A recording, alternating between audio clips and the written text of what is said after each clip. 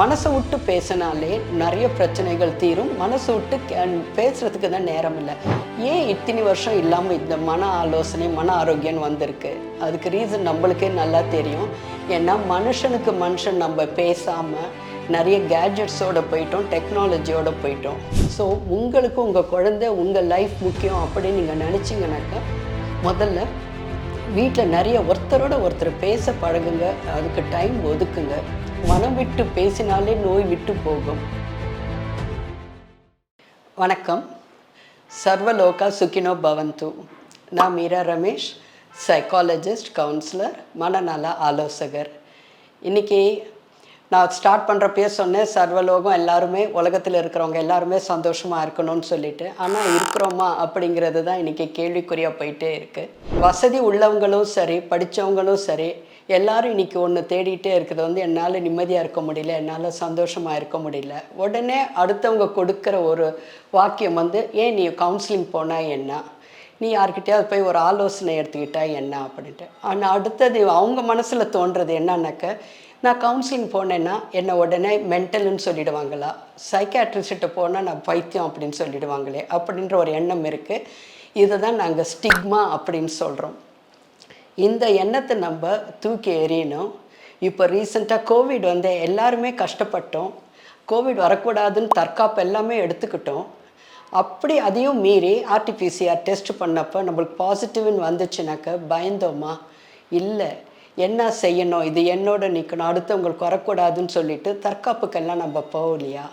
அதை தாண்டி இன்றைக்கி நீங்களும் நானும் இன்றைக்கி மீட் பண்ணி பேசிகிட்டு இருக்கிறோம். அப்போது அந்த என்ன பண்ணணுமோ உரிய நேரத்தில் நம்ம போய் நம்ம உரிய வைத்தியம் பண்ணிக்கிட்டோம். அந்த மாதிரி மனசில் இனம் புரியாத பயம், இல்லை பிரச்சனைகள், வெளியில் சொல்ல முடியாத சில எண்ணங்கள் எது இருந்தாலுமே அது யார்கிட்ட பேசுகிறது? சொந்தக்காரங்க கிட்ட சொன்னால் அது கொஞ்சம் பிரச்சனை ஜாஸ்தியாக போகிறதுக்கு வழி இருக்குது. அதையும் தாண்டி இதில் இன்னொரு விஷயம் இருக்குது. எனக்கு இந்த பிரச்சனை இருக்குதுன்னு சொன்னாக்க கேட்குறவங்களில் 90%க்கு ஓ உனக்கும் இது இருக்கா, உனக்கு இவ்வளோ பிரச்சனை இருக்கான்ற உள்ளுக்குள்ளே சந்தோஷப்படக்கூடியவங்க நிறைய பேர் இருக்கிறாங்க. எனக்கு மட்டும்தான் இந்த பிரச்சனை இருக்குதுன்னு நான் பயந்தே போயிட்டேன்னா, உங்களுக்கும் இந்த பிரச்சனை இருக்குன்னு தெரிஞ்ச அப்படின்னா எனக்கு நிம்மதியாகுது. அப்படி இருக்கிறப்போ இது யார்கிட்ட நான் டிஸ்கஸ் பண்ணுறது, யார்கிட்ட கலந்து ஆலோசிக்கிறது அப்படின்னு நம்மளுக்கு வர்றப்போ சைக்காலஜிஸ்ட், கவுன்சிலர்ஸ், குழந்தைய வளர்க்குறதுலேருந்து பிள்ளைங்களை ஸ்கூலுக்கு அனுப்புறதுலேருந்து, இல்லை கல்யாணம் பண்ணி கொடுத்துட்டு கணவன் மனைவி தாம்பத்தியத்தில் அவங்க இருக்கிறப்போ அதில் வர்ற பிரச்சனைகள், இல்லை வீட்டுக்குள்ளே ஒரு குடும்பத்தில் மாமியார், மருமகள், மருமகன் எப்படி வேணாலும் இருக்கட்டும், இல்லை பேர குழந்தைங்களோட இன்றைக்கி பெரியவங்க தாத்தா பாட்டி யாருக்கு எங்கே போய் கேட்டாலுமே யார் என்னை புரிஞ்சிக்க மாட்டேன்றாங்க அப்படின்ட்டுலாம் சொல்லிகிட்டு இருக்கிறாங்க. யார் புரிஞ்சிக்கணும்? ஃபஸ்ட்டு நம்மளை நாம் புரிஞ்சிக்கணும். அப்போது நம்ம எல்லாரையும் திருத்தணும்னு நம்ம பார்க்குறோம். ஆனால் நம்மக்குள்ளே என்ன போய் பார்க்கணும், நம்மக்குள்ளே எப்படி திருத்திக்கணும் அப்படின்ட்டு யாராவது யோசிக்கிறோமா? யோசிச்சாக்க அதுக்கு விடை கிடைக்கும். அப்படி எப்படி யோசிக்கிறது இது அப்படின்னு நீங்கள் கேட்டிங்கனாக்கா, அப்போ நம்ம கவுன்சிலிங் போகிறப்போ நம்ம எண்ணங்களை எப்படி நம்ம வளர்க்கணும், நம்ம எண்ணங்களில் எதை மாற்றிக்கணும் அப்படின்ட்டு நாங்கள் உங்களுக்கு ஒரு சில வழிமுறைகள் நாங்கள் சொல்லி கொடுத்தோம்னாக்க உங்களுக்கு அது ரொம்ப சுலபமாக இருக்கும். நீங்கள் இதை வெளியில் போய் ஒரு பிரச்சனைக்கு சொல்யூஷனை, ஒரு தீர்வு நீங்கள் தேடுறதை விட உள்ளுக்குள்ளே நம்மளுக்குள்ளே அது கிடைக்கும். அப்படின்றப்போ ஏன் அது நம்ம பார்க்கக்கூடாது? இன்றைக்கி கவுன்சிலிங் போனாக்கா என்ன மென்டலான்னு சொல்லுவாங்கன்னு நீங்கள் நினைக்கிறீங்க. ஆனால் உண்மை என்ன தெரியுமா? மனசு கொஞ்சம் குழப்பமாக இருக்கிறப்பயே போய் அதுக்கு ஒரு தீர்வு நம்ம பார்க்கலைன்னா அதை போட்டு உள்ளே வச்சுக்கிட்டு அதனால் உடல் உபாதைகளெல்லாம் அதுக்கப்புறம் அது மன நலத்தை கூட கெடுக்கிறதுக்கு நிறைய வாய்ப்பு இருக்குது. உடல் ஆரோக்கியத்துக்கு கொடுக்குற ஒரு முக்கியத்துவம் நம்ம மன ஆரோக்கியத்துக்கு கொடுக்குறோமா? ஏன் இத்தனை வருஷம் இல்லாமல் இந்த மன ஆலோசனை மன ஆரோக்கியம் வந்திருக்கு? அதுக்கு ரீசன் நம்மளுக்கே நல்லா தெரியும்.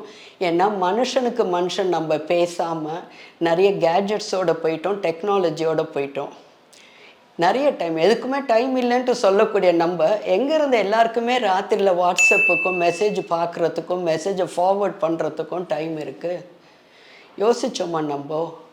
அதுவே மனுஷனுக்கு மனுஷன் பேச வந்தாக்க நீ என்ன சொல்லணுமோ சீக்கிரம் சொல்லு அப்படின்ட்டுலாம் சொல்லிட்டு போயிடுறோம். இன்றைக்கி அந்த மனசை விட்டு பேசினாலே நிறைய பிரச்சனைகள் தீரும். மனசை விட்டு பேசுகிறதுக்கு தான் நேரம் இல்லை.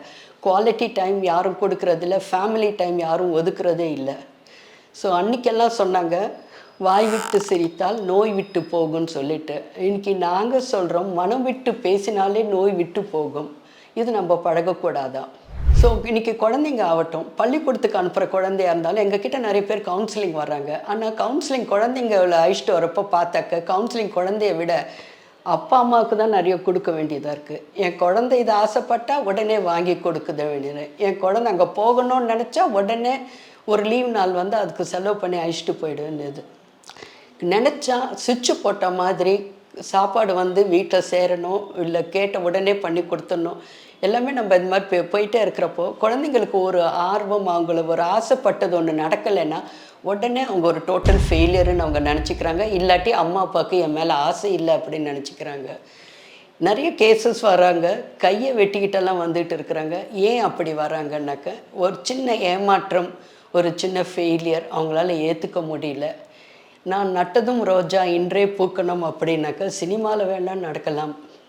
ஒரு ஹீரோ ஒரு பாட்டு பாடி முடிக்கிறதுக்காட்டியுமே அவர் ஏழ்மையிலேருந்து பெரிய பணக்காரன் ஆகலாம்.